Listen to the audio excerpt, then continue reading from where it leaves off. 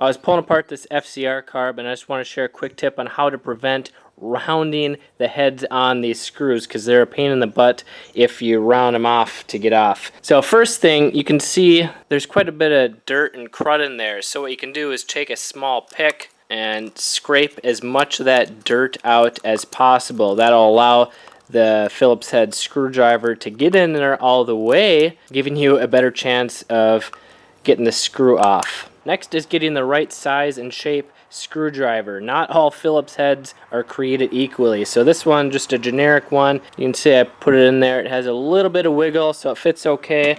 Let's try this one that I normally like using. And that one fits in there a little bit better. The screws on the Japanese bikes, if you have a JIS tip screwdriver, that is the proper size and shape for screwdriver to fit these properly. So when you go to break it loose, don't just spin it. What you got to do when you put it in there, you want to put down force on the screw. Since I don't want to push down on this on the tabletop here, I'm going to have to hold it with my left hand and then take my right hand, put the screw in there, and then push down as I'm turning out. So I got it in there, push down.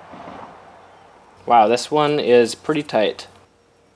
Oh, yep, and it is starting to round already. You can take a metal hammer or just something to tap it. This can help break it loose. It doesn't always work, but it's worth a try. So let's try it one more time. If it starts rounding again, I'm going to try the next thing.